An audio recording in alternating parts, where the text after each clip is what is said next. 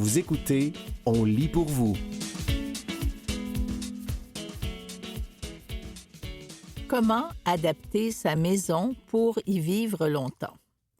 Un texte de Sophie Stival paru le 24 mai 2026 dans Bel Âge. Bien vieillir chez soi, c'est possible avec un peu de planification.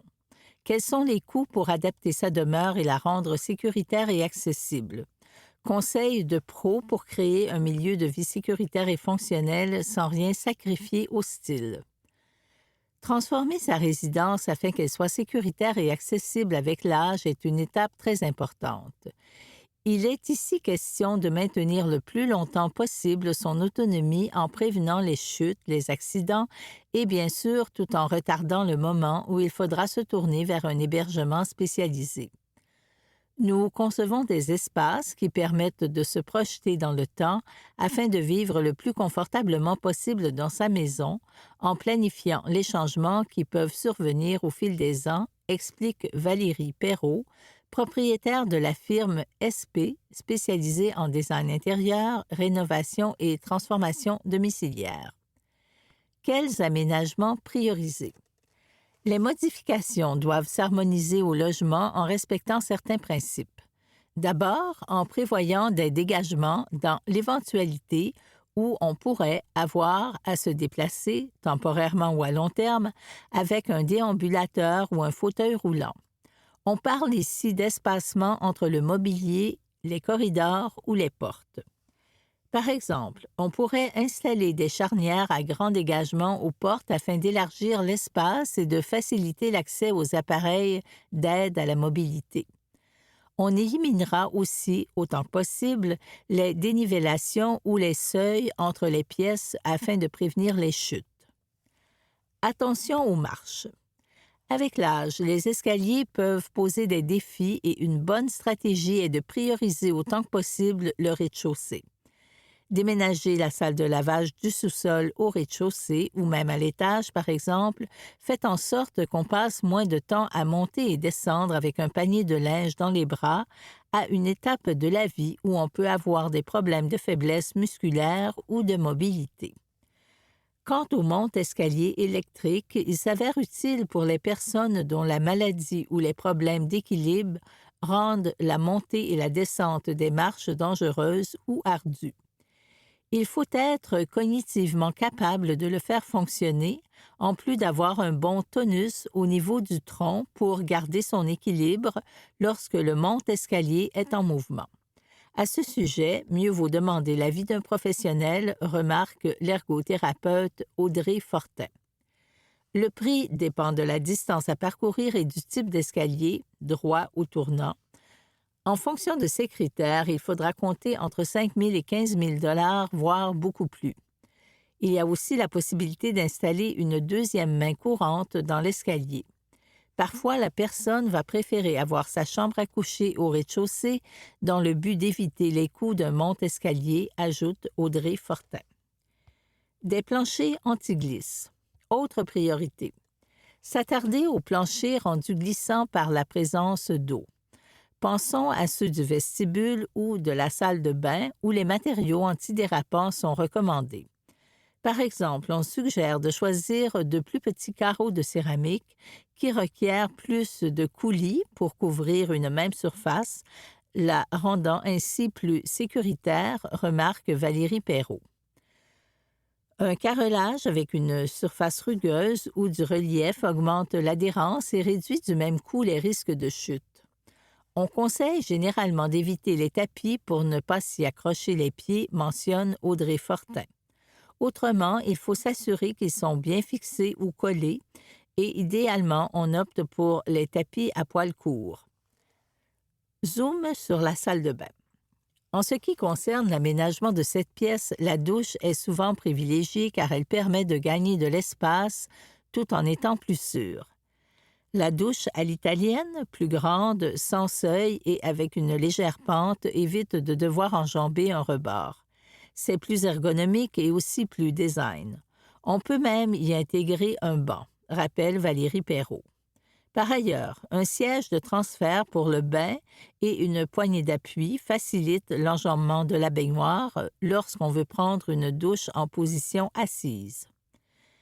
Dans le cas de la toilette, un rehausseur avec ou sans accoudoir permet de se relever plus facilement du siège.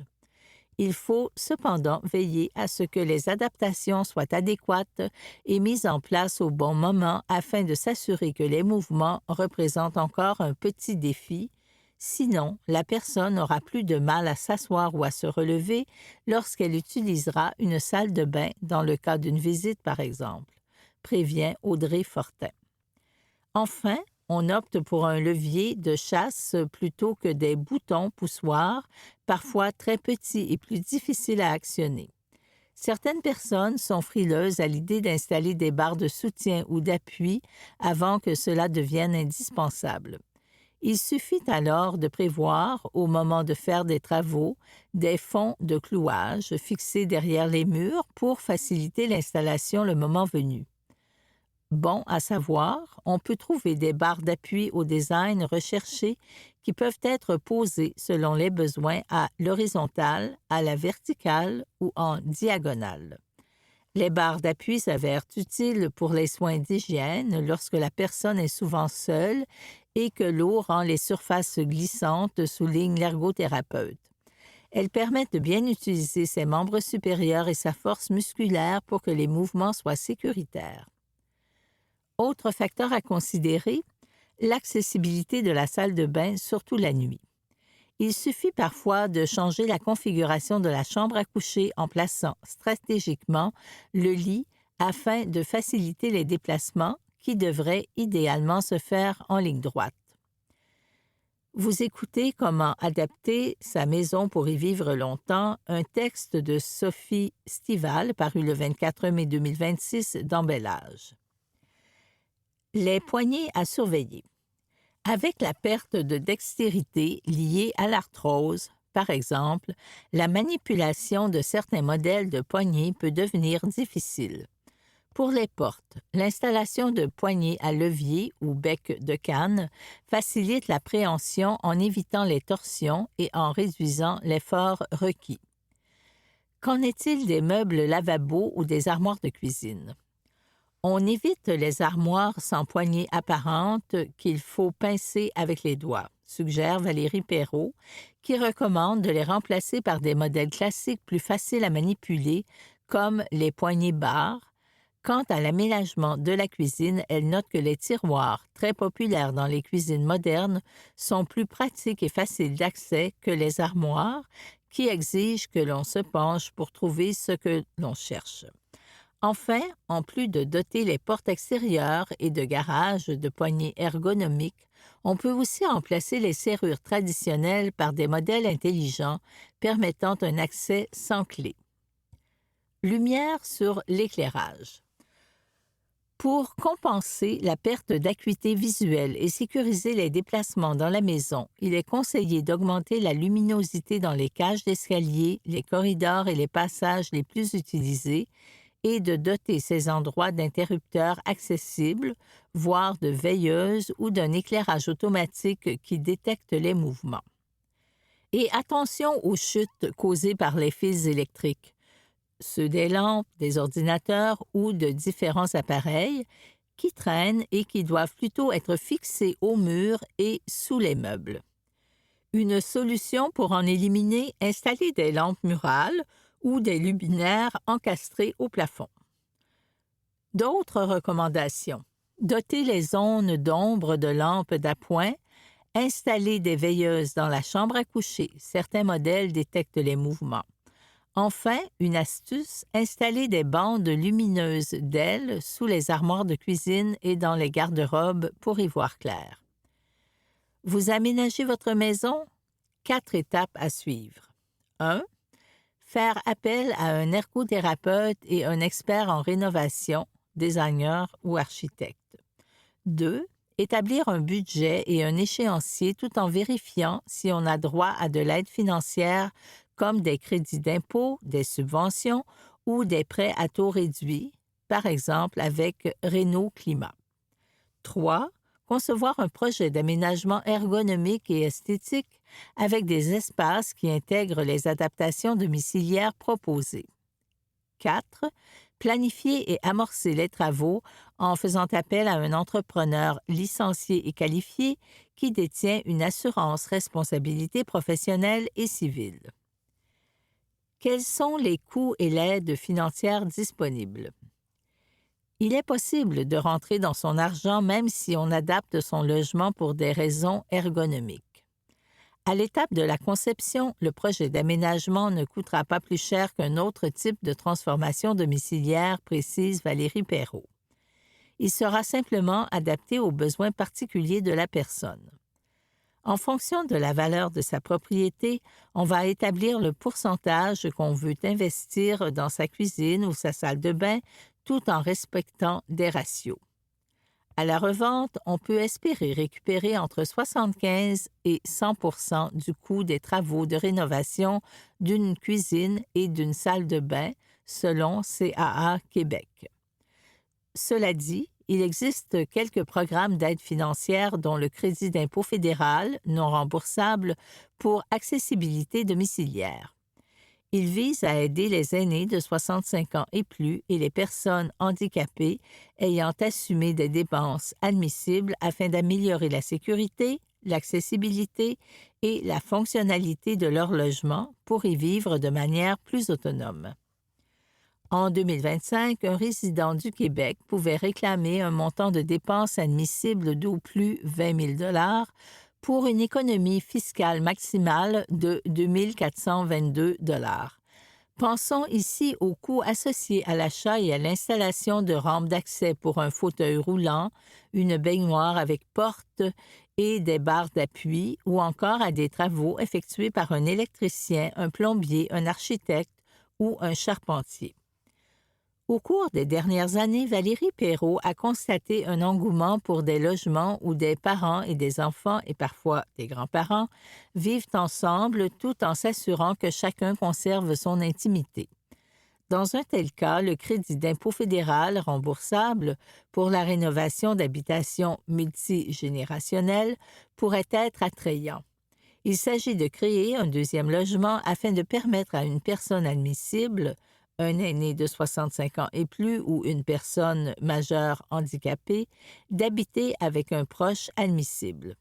On pourrait alors avoir droit à 15 % du montant le moins élevé entre les dépenses admissibles et 50 000 $ pour un crédit maximal de 7 500 $. Plusieurs municipalités accordent des subventions pour des travaux de rénovation. C'est le cas du programme Rénoplex de la Ville de Montréal qui souhaite aider les propriétaires d'immeubles de 1 à 5 logements à se protéger, notamment des inondations lors de fortes pluies. Pour connaître les programmes spécifiques et les montants accordés, il suffit de communiquer avec le service de sa ville de résidence. C'était « Comment adapter sa maison pour y vivre longtemps », un texte de Sophie Stival paru le 24 mai 2026 dans Bel Âge.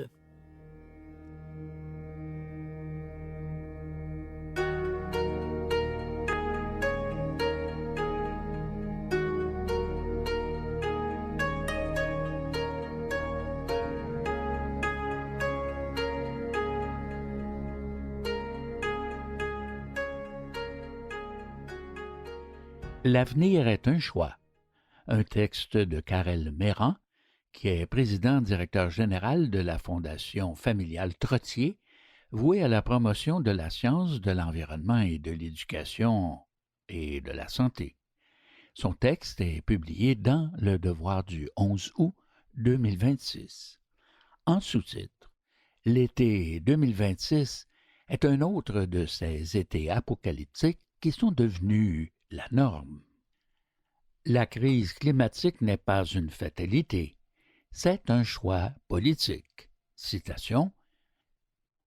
La présente année est probablement la plus plaisante de toutes celles qui nous restent. Fin de citation. Assis sur le bord d'un lac, bercé par le chant des huards, je lis ces lignes écrites par Nicolas Langelier au début de son essai titré « Ce qu'on trouve dans la cendre ». Méditation sur le sens et le courage dans un monde en effondrement. Texte publié chez Atelier 10 en 2026. L'odeur de fumée est partout dans l'air. Le ciel est jaune. Au loin, les actionnaires des compagnies pétrolières encaissent les dividendes de la fin du monde. L'été 2026 est un autre de ces étés apocalyptiques qui sont devenus la norme. Au moment où j'écris ces lignes, la température de l'Arctique atteint les 32 degrés.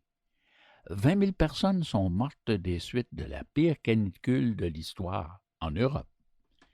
Au plus fort des incendies sur ce continent, plus de 300 000 personnes étaient évacuées en France et en Espagne. On a parlé de la plus importante évacuation depuis la Seconde Guerre mondiale. En Amérique du Nord, on estime à 4 000 le nombre de décès liés à la pollution atmosphérique causée par les incendies de juillet. À l'échelle mondiale, ce sont 1,5 million de personnes qui mourront prématurément cette année en raison de la pollution de l'air due aux incendies. Un été normal qui vous est offert par l'industrie des énergies fossiles. Des milliards de dollars de profit, une terre brûlée. Sur profit. Le journal britannique The Guardian nous a appris au début du mois que, dans la foulée de la guerre d'Iran, les 8 plus grandes pétrolières au monde avaient engrangé près de 93 milliards de dollars de profit au deuxième trimestre de 2026, presque le double des bénéfices réalisés à la même période l'an dernier. Partout dans le monde, les appels au prélèvement d'un impôt spécial sur ces surprofits se multiplient. Bien que 66% des Canadiens appuient l'idée, le gouvernement ignore cette possibilité. Au Canada, on estime que les 5 plus grandes pétrolières engrangeront des surprofits de 60 milliards en 2026. Ces profits proviennent des poches de gens ordinaires qui peinent à joindre les deux bouts. Ils remplissent directement les portefeuilles des actionnaires américains des grandes pétrolières canadiennes. Vous avez bien lu, ce qu'on appelle l'industrie pétrolière canadienne est de propriété américaine à hauteur de 60%. Malgré ses profits historiques, cette industrie, qui a de la cendre sur les mains, vous demande maintenant de financer son nouveau pipeline à même vos impôts. Ce que le gouvernement fédéral s'apprête à faire, le tout en prétendant défendre la souveraineté canadienne. Rassurez-vous, vous n'êtes pas seul à penser qu'on nous prend pour des valises. Le gouvernement Carney a annoncé sa décision de financer un nouveau pipeline pour une quarantaine de milliards, en plus d'offrir 15 milliards en crédit d'impôt pour un projet de captation de carbone qui n'empêchera pas les émissions du secteur de continuer à croître. Facture totale, 55 milliards ou près de 2 000 $ par contribuable. Et ce n'est que le début. Rappelez-vous que le dernier pipeline à avoir été financé par le gouvernement fédéral devait nous coûter 7,4 milliards. La facture finale a été 4 fois plus élevée. Comme Canadien, vous aurez maintenant le privilège d'enrichir les actionnaires américains de l'industrie pétrolière de deux façons, à la pompe et sur votre déclaration de revenus. Tout cela pendant que notre pays brûle. Les coûts au Canada, les profits aux États-Unis. C'est aussi ça, être le 51e État. Solution de rechange propre. L'industrie pétrolière et gazière met tout en œuvre pour poursuivre son expansion, peu importe les conséquences. Mais elle n'est plus maîtresse du jeu. Les véhicules électriques, qui représentent 4% des ventes en 2020, ont atteint 25% des parts de marché en 2025. L'énergie solaire, à elle seule, a fourni 75% de l'augmentation de la production d'électricité dans le monde l'an dernier. Les plaques tectoniques sont en mouvement. Les solutions de rechange propre sont maintenant plus abordables et plus efficaces pour la plupart des usages, et elles prennent d'assaut les chasses gardées qui font la fortune des énergies fossiles depuis 2 siècles. Et elles ne sont pas vulnérables aux chocs géopolitiques. Comme le dit le grand écologiste Bill McKibben, la lumière du Soleil parcourt 150 millions de kilomètres pour se rendre à la Terre. Aucun de ceux-ci ne passe par le détroit d'Ormuz. Les énergies propres portent en elles la promesse de sécurité et d'indépendance énergétique. L'expansion pétrolière et gazière n'est plus un besoin matériel, c'est un choix politique. L'industrie fossile le sait, et c'est pourquoi elle investit massivement dans des campagnes de lobbying et de désinformation. L'industrie a tenu 1318 rencontres avec le gouvernement Carney dans sa première année au pouvoir. Un nombre sans précédent.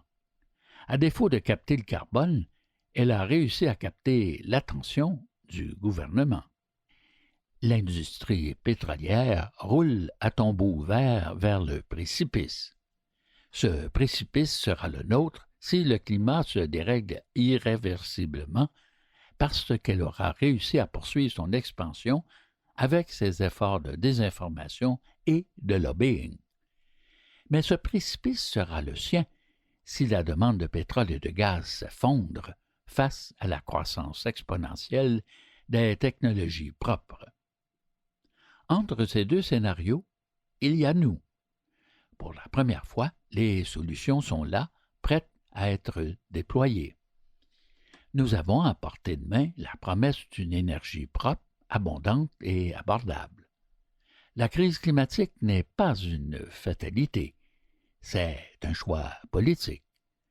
Ce choix ne se fera pas derrière des portes closes. Le lobby le plus fort est celui des électeurs. Désormais, ceux qui brûlent la planète ne doivent plus être maîtres du jeu. Nous avons assez reculé. Il est grand temps de reprendre notre marche. L'avenir est un choix. Prenez la parole. Votez. Électrifiez l'avenir.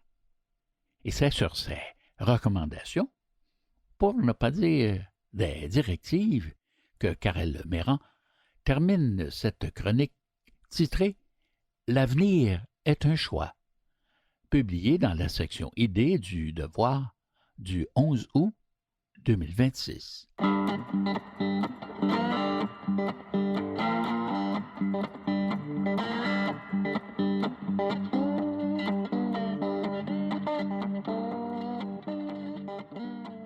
Une enseignante de Winnipeg harcelée avec des images générées par l'IA. Un texte de Raoul Junior Lorfis avec les informations de Santiago Arias Orozco, paru le 3 juillet 2026 dans Radio-Canada Info. Une enseignante de Winnipeg affirme avoir été harcelée pendant plus de 2 mois alors qu'elle effectuait un stage dans la division scolaire River East Transcona. La police indique qu'un adolescent de 17 ans a été arrêté et inculpé. Le stage d'une femme de Winnipeg s'est transformé en calvaire. Le 3 avril, peu après le début de son stage, elle a commencé à recevoir des messages à caractère sexuel explicite, dont les images d'elle-même nues générées par l'intelligence artificielle. La femme devait terminer le stage avant d'obtenir son diplôme de la faculté d'éducation de l'Université de Winnipeg. Les messages venant d'une vingtaine de comptes Instagram inconnus se sont poursuivis jusqu'au 18 juin. Radio-Canada a accordé l'anonymat à l'enseignante parce qu'elle a été victime de harcèlement et qu'elle craint pour sa sécurité. « J'étais profondément dégoûtée, je me sentais violée », dit l'enseignante, victime de harcèlement. Même après qu'elle a porté plainte à la police, le harcèlement a persisté. Elle recevait des images de parties génitales masculines, des vidéos de masturbation masculine et des menaces de viol. Un nouveau compte la contactait chaque fois qu'elle en bloquait un. Je me sentais vraiment mal dans ma peau. J'ai commencé à m'en vouloir, confie celle qui a dû désactiver ses comptes des réseaux sociaux pendant environ 2 semaines. Les messages ont repris peu après sa reconnexion à Instagram. Le plus dur, selon elle, a été d'être présente chaque jour, de faire bonne figure et de tenir le coup du mieux qu'elle le pouvait. Le choc après l'attente. Après des semaines d'attente, elle a finalement reçu des nouvelles des enquêteurs le 20 juin. La police l'a alors informée de l'arrestation de l'un de ses élèves. Le choc a vite déclassé le soulagement. Je pensais qu'en découvrant son identité, je serais peut-être soulagée, mais c'était tout le contraire. L'enseignante précise qu'elle voyait l'élève de 12e année tous les jours pendant son stage à l'école. « Le fait est que j'ai traité les élèves avec respect et gentillesse et c'est ainsi qu'ils me traitaient », s'indigne-t-elle. L'élève de 17 ans a été arrêté et placé en détention provisoire.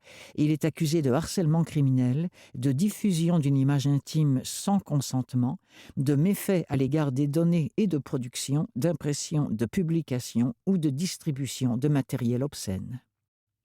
Le service de police de Winnipeg n'a pas précisé s'il y avait d'autres victimes dans cette affaire, mais il encourage toute personne s'estimant victime de violences par diffusion d'images à le signaler. Un porte-parole de la division scolaire River East Transcona a affirmé que des mesures disciplinaires ont été mises en œuvre sans délai, mais n'a pas dévoilé d'autres détails. Toutefois, l'enseignante n'est pas satisfaite des sanctions infligées à l'accusée. Elle affirme être traumatisée, notamment après avoir déjà été victime d'un autre crime par le passé, soldé par le retrait d'accusation contre un autre jeune suspect. « Je doute que justice soit rendue cette fois-ci », affirme-t-elle. Elle invite les divisions scolaires à prendre beaucoup plus au sérieux les violences faites aux enseignants. « J'y penserai sans cesse. Est-ce que ça va se reproduire ?» dit-elle, ajoutant qu'elle commencera sa première année d'enseignement en septembre. Une montée de la violence envers le personnel enseignant. La doyenne de la faculté d'éducation de l'Université de Winnipeg, Laurie Ann Hairston, a fait savoir dans un communiqué que son département était attristé par les événements. Selon la Société des enseignants du Manitoba, de telles plaintes mettent en lumière des préoccupations plus générales dans les écoles publiques où le personnel enseignant fait face à une augmentation de la violence. Parallèlement, la police a observé une augmentation des signalements liés à l'utilisation abusive de l'intelligence artificielle, notamment lorsque des images sont retouchées ou créées sans consentement. C'était une enseignante de Winnipeg harcelée avec des images générées par l'IA, un texte de Raoul Junior Lorfis avec les informations de Santiago Arias Orozco, paru le 3 juillet 2026 dans Radio-Canada Info.